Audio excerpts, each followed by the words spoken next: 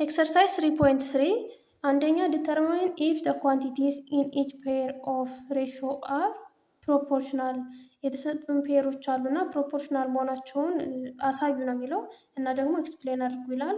ኤ 2 adults for 10 children and 3 adults for 12 children ይላል። ሬሾውን በፕሮፖርሽን ስናስቀምጠው ሁለት አዳልቶች ለ10 ችልድረን ሁለት ጎልማሶች ለ10 ህጻናት ማለት ነው እና ፕሮፖርሽን ከሆነ እነዚህ እኩል ይሆኑልናል መሆኑን አለመሆኑን ልናረጋግጥ ነው። እና ደግሞ 3 አዳልቶች ለስንት ለ12 ችልድረን ወይም ለ12 ህጻናት ማለት ነው። ስለዚህ እነዚህ ሁለቱ ሬሾዎች ፕሮፖርሽን ናቸው ከተባለ ክሪስ ክሮሳቸው እኩል ነው ብለናል አይደለ? ስለዚህ ክሪስ ክሮስ እናድርግ 2 ሲባዛ በ12 2 ታይምስ 12 is equals to 10 ታይምስ 3 ማለት ነው። ይህም በዚህ ስለዚህ 2 ሲባዛ በ12 24 ነው። 10 ሲባዛ በ3 ደግሞ 30 ነው። ስለዚህ 24 እና 30 እኩል ስላልሆኑ ፕሮፖርሽን አይደሉም ማለት ነው እነዚህ ሁለቱ ሬሾዎች። ቢ ደግሞ 12 ሴንቲሜትር ባይ 8 ሴንቲሜትር ይላል። 12 ሴንቲሜትር በ8 ሴንቲሜትር እና 18 ሴንቲሜትር በ12 ሴንቲሜትር 18 በ12 ማለት ነው። እነዚህ ፕሮፖርሽን ከሆኑ ክሪስ ክሮስ እናባዛቸው እኩል ይሆናል ብለናል። 12 ሲባዛ በ12 ይሄ ማለት ነው 12 ሲባዛ በ12 እና 8 ሲባዛ በ18 እኩል ይሆናል 8 ሲባዛ በ18። ስለዚህ 12 ሲባዛ በ12 144 ነው እኩል ይሆናል 8 ሲባዛ በ18 ደግሞ 144። ስለዚህ ይሄ እኩል ስለመጣልን እነዚህ ሁለቱ ሬሾዎች ምንድናቸው? ፕሮፖርሽን ናቸው ማለት ነው። ሲ 8 ሜትር ኢን 21 ሰከንድስ 8 ሜትር በ21 ሰከንድ ነው የሚለው 21 ሰከንድ እና 12 ሜትር ኢን 31.5 ሰከንድ 12 ሜትር በ31 ነጥብ 5 ሰከንድ ይላል። ከዛ ይህን ክሪስ ክሮስ እናደርጋለን። አሁንም ክሪስ ክሮስ እናድርገው። ይህን ዩኒቱን እንተወው ችግር የለውም። ይህን ዩኒቱን እንተወውና 8 ሲባዛ በ31 ነጥብ 5 8 ሲባዛ 31 ነጥብ 5 እና 21 ሲባዛ በ12 21 ሲባዛ በ12 ማለት ነው 252 ይመጣል። 252 ይህም 21 ሲባዛ በ12 252። እነዚህ እኩል ስለሆኑ እነዚህ ሁለቱ ሬሾዎች ፕሮፖርሽናቸው እንላቸዋለን። ዲ 56 ብር ፎር 5 ፔርስ ኦፍ ሲዘርስ 56 ብር ለ5 ፔር ኦፍ ሲዘር እና ደግሞ 71.2 ብር 71.2 ብር ደግሞ ለ8 ፔር ነው የተሰጠን። ስለዚህ አሁንም እንደተለመደው ይሄን እኩል ይሆናል እናደርግና ክሪስ ክሮስ እናደርጋለን። እሺ በዚህ ተባስታ ከዚህ በዚህ ተባስታ ጋር እኩል ከመጡ ፕሮፖርሽናቸው ማለት ነው። 56 ሲባዛ በ8 እኩል ይሆናል 71.2 ሲባዛ በ5። እሺ 56 ሲባዛ በ8 448 ይሆናል 448 ከዛ 71.2 ሲባዛ በ5 ደግሞ 356 ይሆናል። እነዚህ እኩል አይደሉም። ስለዚህ እኩል አይደለም። እነዚህ ፕሮፖርሽን ኖት ፕሮፖርሽን እንላለን ማለት ነው። እቺ ፕሮፖርሽን ናት፣ ሲም ፕሮፖርሽን ናቸው። ኤ ኖት ፕሮፖርሽን። ሁለተኛ ደግሞ ዲተርማይን ዌዘር ኢች ፔር ኦፍ ሬሾስ ፎርም ኤ ፕሮፖርሽን ኦር ኖት። አሁንም የተሰጡን ፔሮች አሉ ወይም ደግሞ ጥንዶች ተሰጠውናል። እነሱ ፕሮፖርሽን ይሰራሉ አይሰሩም የሚለውን ነው የምናየው። ኤ 2/3 እና 3/5 ይላል። ፕሮፖርሽናቸው አይደለም የሚለውን ለማወቅ እነዚህን ክሪስ ክሮስ ማድረግ ነው። 2 ሲባዛ በ5 10 እኩል ይሆናል 3 ሲባዛ በ3 9። እዚህ እኩል ስላልሆኑ ፕሮፖርሽን አይሰሩም ማለት ነው። ይሄ ኖት ይሆናል። ቢ ደግሞ 5/16 እና 20/64 እነዚህ 5/16 እና 20/64 የሚሉትን አሁንም 5ን በ64 ስናባዛው 320 ነው። 320 እኩል ይሆናል 16 ሲባዛ በ20 ደግሞ 320። ስለዚህ እነዚህ ፕሮፖርሽን ናቸው ማለት ነው። ሲ 3/4 እና 15/20 3/4 እና 15/20። እሺ ይህን ስናባዛ 3 ሲባዛ በ20 60 ነው እኩል ይሆናል 15 ሲባዛ በ4 60። ስለዚህ እነዚህ ፕሮፖርሽን ናቸው ማለት ነው። ዲ ደግሞ 7/12 እና 3/5 ይላል። 7/12 እና 3/5 7 ሲባዛ በ5 35 እኩል ይሆናል።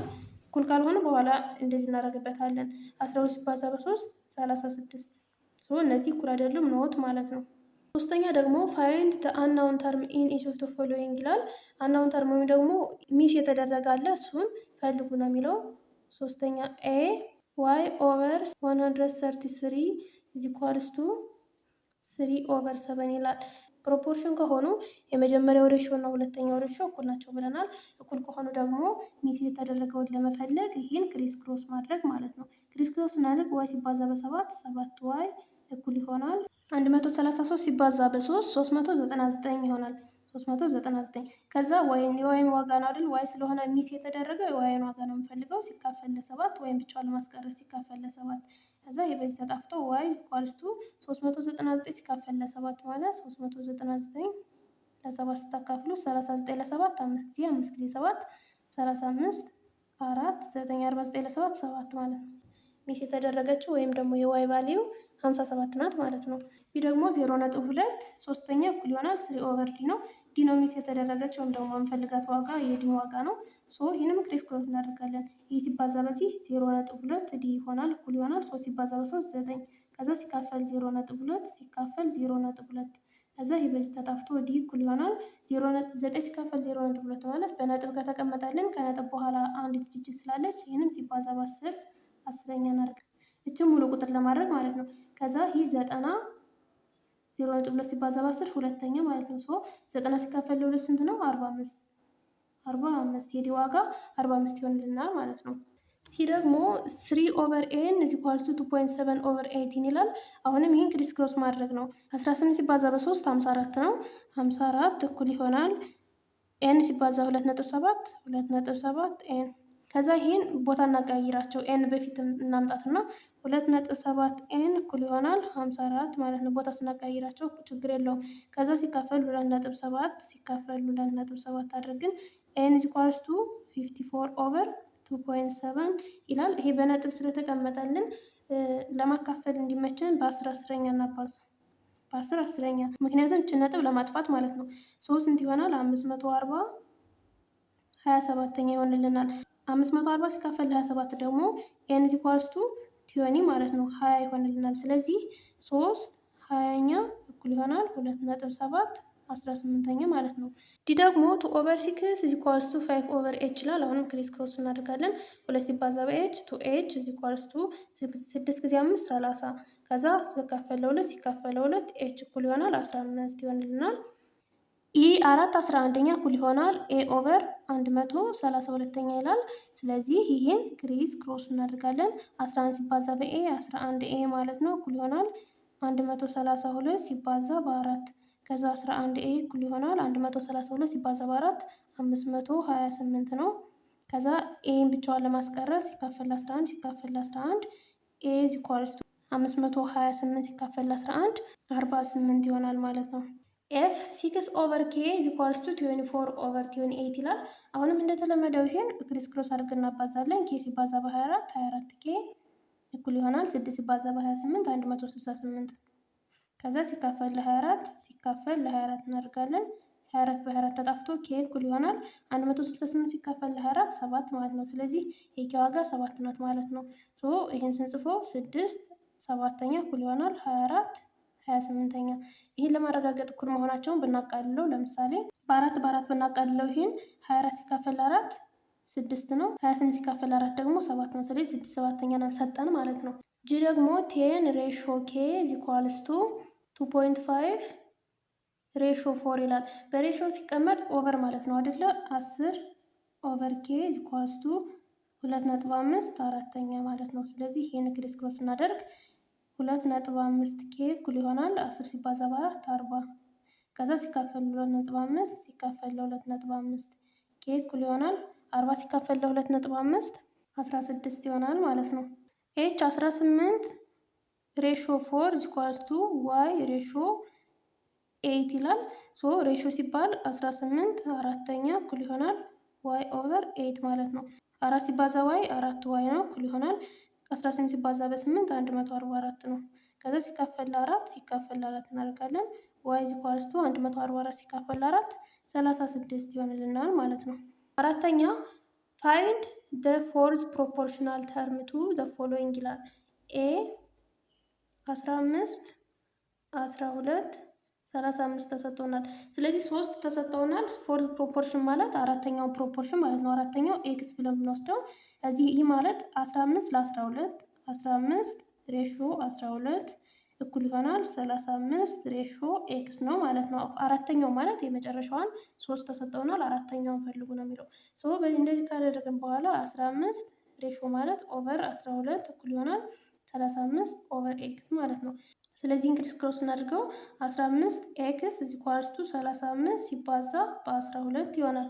15 ኤክስ እኩል ይሆናል 35 ሲባዛ በ12 420 ከዛ ሲካፈል ለ15 ሲካፈል ለ15 እናደርጋለን። ኤክስ እኩል ይሆናል 28 ማለት ነው።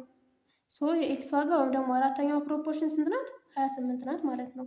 ቢ ደግሞ ኤ ስኩዌር ኤ ቢ እና ቢ ስኩዌር ተሰጥቷል። እዛ የቀረችውን አራተኛውን ዋይ ብለን ብንወስዳት ሶስት አሉ አይደለ? አራተኛው ፕሮፖርሽን ነው ፈልጉ የተባለ ኤ ስኩዌር ኦቨር ኤ ቢ ማለት ነው።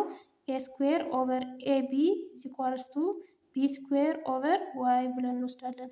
ኤ ስኩዌር ማለት ኤ ሲባዛ ኤ ማለት ነው። ኦቨር ኤ ቢ ኢኳልስ ቱ ቢ ስኩዌር ኦቨር ዋይ ይሆንልናል።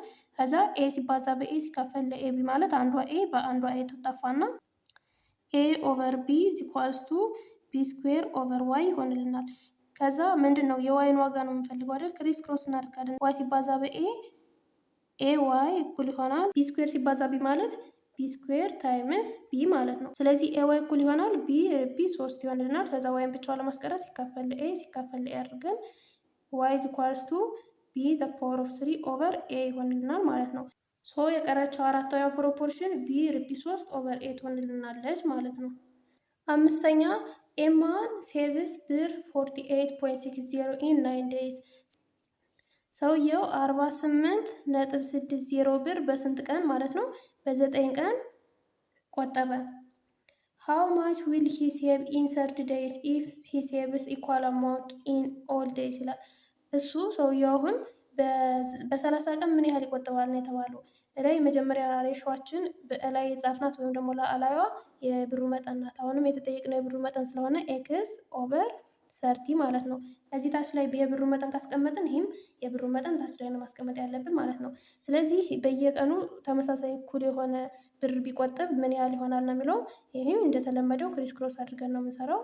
48.60 ሲባዛ በ30 48.60 ሲባዛ በ30 እኩል ይሆናል 9 ኤክስ ማለት ነው። ሲባዛ በዚህ 9 ኤክስ ይሆናል 1458 ይሆናል።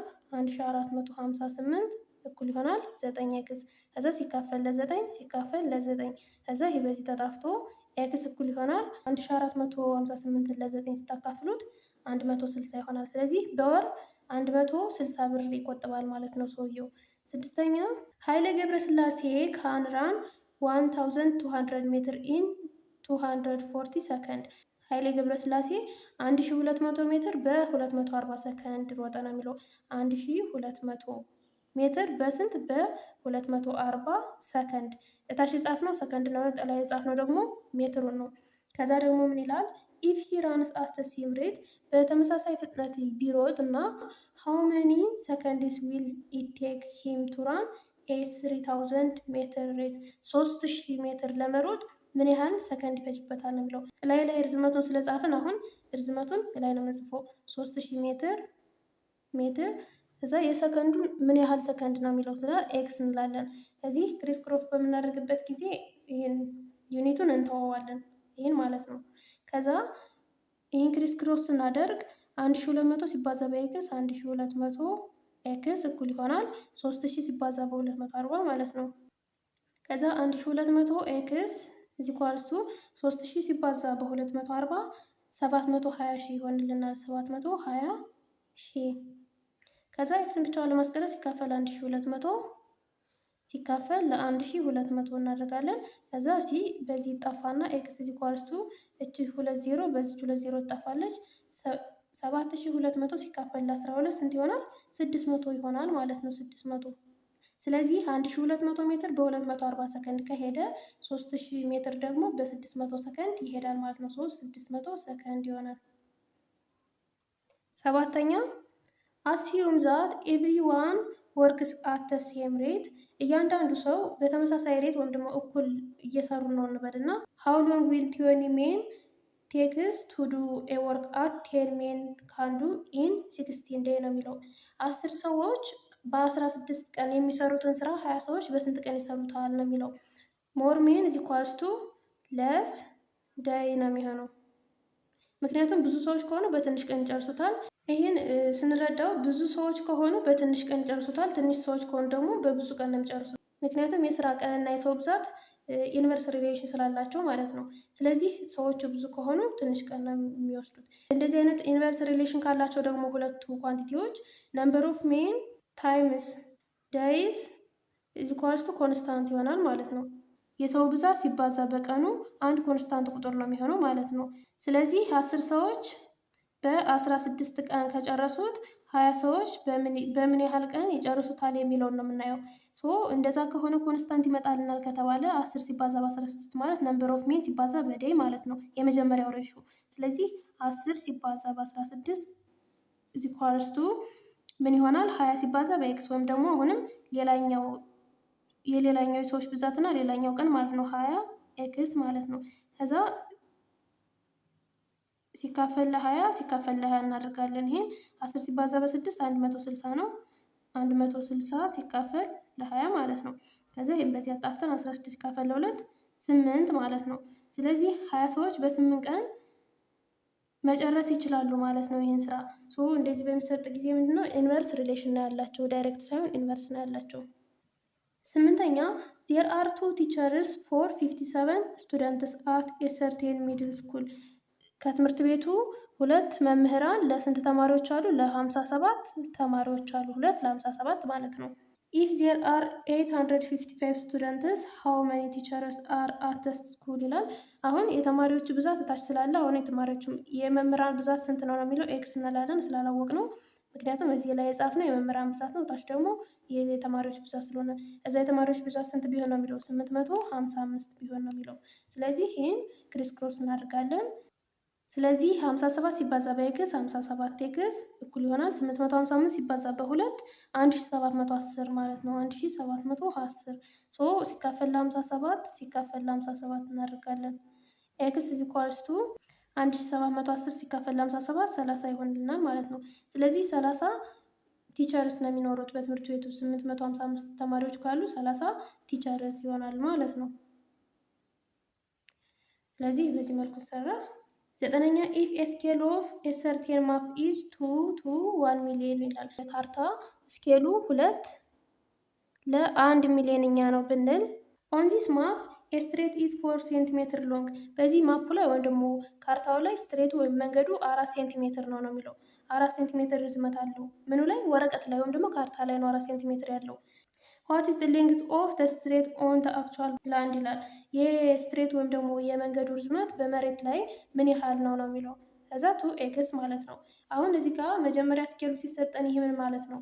2 ሴንቲሜትር ቱ 1 ሚሊዮን ሴንቲሜትር ማለት ነው። እንደዚህ ይሰጣል። መሬት ላይ 1 ሚሊዮን ሴንቲሜትሩ ካርታ ላይ በ2 ሴንቲሜትር ይሳላል ማለት ነው። 2 ሴንቲሜትር። ስለዚህ ካርታ ላይ 4 ሴንቲሜትር ከሆነ መሬት ላይ ምን ያህል ነው የመንገዱ ርዝመት ነው የሚለው። እንዴት ነው የምናደርገው? 2/1 ሚሊዮን ይህ ማለት ነው መጀመሪያ የተሰጠን ስኬል እኩል ይሆናል 4/ኤክስ ማለት ነው። ኤክስ ምን ያህል ሴንቲሜትር ነው ማለት የመሬቷን ነው። የመሬቷን ርዝመት ነው የምንፈልጋት የመሬቷን ርዝመት። ይህን ክሪስ ክሮስ ስናደርገው 2 ኤክስ እኩል ይሆናል 1 ሚሊዮን ሲባዛ በ4 4 ሚሊዮን ማለት ነው። ሲካፈል ለ2 ሲካፈል ለ2 እናደርጋለን። ከዛ ኤክስ ኢዝ ኢኳልስ ቱ 4 ሚሊዮን ሲካፈል ለ2 2 ሚሊዮን ይሆንልናል ማለት ነው ሴንቲሜትር። ስለዚህ መንገዱ መሬት ላይ ስንት ሴንቲሜትር ነው ማለት ነው? 2 ሚሊዮን ሴንቲሜትር ነው በ4 ሴንቲሜትር ካርታ ላይ የተሳለው ማለት ነው። 10ኛ ኢን ኤ ሰርቴን ስኩል ዜር አር 21 ቲቸርስ። ትምህርት ቤት ውስጥ 21 መምህራን አሉ። ኤንድ 756 ስቱደንት 756 ደግሞ ተማሪዎች አሉ። ባይ ኔክስት ይር በቀጣይ ዓመት 80 ስቱደንትስ ዊል ሊቭ ደ ስኩል ፎር ሰከንዳሪ ሃይ ስኩል። ተማሪዎቹ 80 ተማሪዎች ወጡ ማለት ነው ለሃይ ስኩል። ከትምህርት ቤቱ ወደ ሃይ ስኩል ሄዱ ተቀነሱ ማለት ነው። ከ726ቱ 80 ተማሪዎች ተቀነሱ። ስለዚህ 726 ሲቀነስ 80 እናደርጋለን። ስንት ተማሪዎች ቀሩ? 676 ተማሪዎች ይቀራሉ። ኤንድ 152 ኒው ስቱደንትስ ዊል ካም እና 152 አዲስ ተማሪዎች ደግሞ ገቡ። አዲስ ተማሪዎች ሲገቡ የቱ ላይ ነው የሚጨመሩት? እዚህ ላይ ማለት ነው። እነዚህ ተቀንሰው እዛ አዲስ ተማሪዎች እዚህ ላይ ሲጨመር 676 ሲደመር 152 ስንት ይሆንልናል? አሁን ያሉት ተማሪዎች ስንት ናቸው? 828 ተማሪዎች ነው ያሉት ማለት ነው። በቀጣይ ዓመት 828 ተማሪዎች አሉ ማለት ነው። ስለዚህ ጥያቄው ምንድን ነው የሚለው ዋት ዊል ቢ ዘ ነምበር ኦፍ ቲቸርስ ነው የሚለው። ለ21 መምህራን ለ726 ከሆኑ ስንት መምህር ለ828 ተማሪዎች ይሆናሉ ብለን መስራት ማለት ነው። ስለዚህ 21 የመምህራኑ ከላይ ስለጻፍን 726 እዚህ ኳስቱ የመምህራንን አናውቅም ኦቨር አሁን ያሉት ከረንት ላይ ያሉት ተማሪዎች ስንት ናቸው? እነዚህ የሚወጡ ወጥተው ደግሞ የተጨመሩት ተጨምረው 828 ማለት ነው። ከዛ ይሄን አሁን እንደተለመደው እንደዚህ ከጻፍን በኋላ ክሪስ ክሮስ እናደርጋለን። ስለዚህ 828 ሲባዛ በ21 እዚህ ኳስቱ 726 ኤክስ ማለት ነው። 828 ሲባዛ በ21 17388 ነው። አባስታችሁ እዩት። 388 እኩል ይሆናል 726 ኤክስ ማለት ነው። ከዛ ይሄን ሲካፈል 726 ሲካፈል 726 ይህ በዚህ ተጣፍቶ ኤክስ እኩል ይሆናል 17388 ሲካፈል 756 23 ይሆናል ማለት ነው። ስለዚህ አሁን ከረንት ያሉት መምህራን ብዛት ስንት ናቸው ማለት ነው? 23 ቲቸርስ ይሆናል ማለት ነው። ምክንያቱም ተማሪዎቹ ከ726 ወደ 828 ስላደጉ ከ21 ወደ 23 ቲቸር ያድጋሉ ማለት ነው። 11ኛ ኢን ፕሮፖርሽን 3/6 is equals to 6/12 3 ስድስተኛ እኩል ይሆናል 6 12ኛ ከሚለው ፕሮፖርሽን the same numbers appear in one of the diagonals ከአንዱ ዲያጎናል አንድ ቁጥር ይፈጠራል ነው የሚለው። ይሄ ምንድነው? ዲያጎናል ማለት እዚህ ክሪስ ክሮስ የምናደርገው ይሄ ማለት ነው ጎኑ ወይም ደግሞ ይሄ። ስለዚህ ከእነዚህ ተመሳሳይ ቁጥሮች ተፈጠሩ ነው የሚለው። በዚህ ጊዜ ማናት ዲያጎናል የሆነችው? 6 ማለት ነው። ተመሳሳይ ቁጥር የሆነች 6 ናት። 6 ናት። the repeated number is called the geometric mean of the other two ሪፒት የተደረገችው ወይም ደግሞ የተደገመችው 6 ምን ትባላለች? ጂኦሜትሪክ ሚን ኦፍ 3 and 12 የእነዚህ የሁለቱ ጂኦሜትሪክ ሚን ትባላለች ማለት ነው። ፋይንድ ፔር ኦፍ ነምበር አዘር ዛን 3 and 12 for which 6 is the geometric mean repeat the same thing for other geometric mean ነው የሚለው። እዚህ ጋር ሁለት ጥያቄ ነው የተጠየቅነው። የመጀመሪያው 6 ጂኦሜትሪክ ሚን የሆነችላቸው ሌሎቹን ፔሮች ወይም ደግሞ እንደ 12 እና እንደ 3 ያሉ ቁጥሮችን ፈልጉ ነው የሚለው። ሁለተኛ ደግሞ ሌላ ጂኦሜትሪክ ሚን የሆነ ፈልጉ ነው የሚለው። እንደዚህ አይነት ሌላ ቁጥር ፈልጉ ማለት ነው። የመጀመሪያውን ስንሰራ ኤም ጂኦሜትሪክ ሚን ነው ብለን እንውሰድና ኤክስ ኦቨር ኤም ኢዝ ኢኳልስ ቱ ኤም ኦቨር ዋይ ነው እንግዲህ ፎርሙላው። ምክንያቱም እቺ ኤም ዲያጎናል ላይ ያሉት ሁለቱ ተመሳሳይ ቁጥር መሆን አለባቸው ጂኦሜትሪክ ሚን ለመባል ማለት ነው። ስለዚህ እችን ኤም ሲባዛ በኤም ኤም ስኩዌር ማለት ነው። ክሪስ ክሮስ እናድርጋት እኩል ይሆናል ኤክስ ሲባዛ ዋይ ኤክስ ዋይ። ስለዚህ እቺ ሲባዛ በዚች እኩል ይሆናል እቺ ሲባዛ በዚች ማለት ነው። እንደዚህ ይሆንልናል። ሶ ኤም ስኩዌር ማለት እዚህ ጋር የተሰጠን ስንት ነው? 6 አይደል ጂኦሜትሪክ ሚናችን 6 ከሆነ 6 ስኩዌር ኢኳልስ ቱ ኤክስ ዋይ። ኤክስ እና ዋይ ማለት ሁለቱ ፔሮች ቁጥሮች ማለት ነው። 6 ስኩዌር ማለት 36 እኩል ይሆናል ኤክስ ዋይ ማለት ነው። ስለዚህ ማንኛውም ፔር ተባዝቶ 36 የሚሰጥ ቁጥር ሁሉ ምንድነው 6 ጂኦሜትሪክ ሚን ይሆነዋል ማለት ነው ለሱ። ሶ ተባዝተው 36 የሚሰጡን ቁጥሮችን ስንፈልግ ስንትና ስንት መሆን ይችላሉ? 1 እና 36 መሆን ይችላሉ። ለምሳሌ 1 ሲባዛ 36 ስለሆነ ማለት ነው። ከዛ 2 እና 18 መሆን ይችላል። 3 እና 12 መሆን አይችሉም። ምክንያቱም አዘርዛን ነው ያለው። ከእነዚህ ከሁለቱ ቁጥሮች ሌላ ነው ያለው። 6 እና 6 ራሱ መሆን ይችላል። 4 እና 9 ማለት ነው። 4 እና 9 እነዚህ ፔሮች ሁሉ 6 ጂኦሜትሪክ ሚናቸው ነው ማለት ነው። ይህ ማለት ጂኦሜትሪክ ሚን ማለት 1 6ኛ እኩል ይሆናል 6 ከ36 ጋር ማለት ነው። 36ኛ ማለት ነው።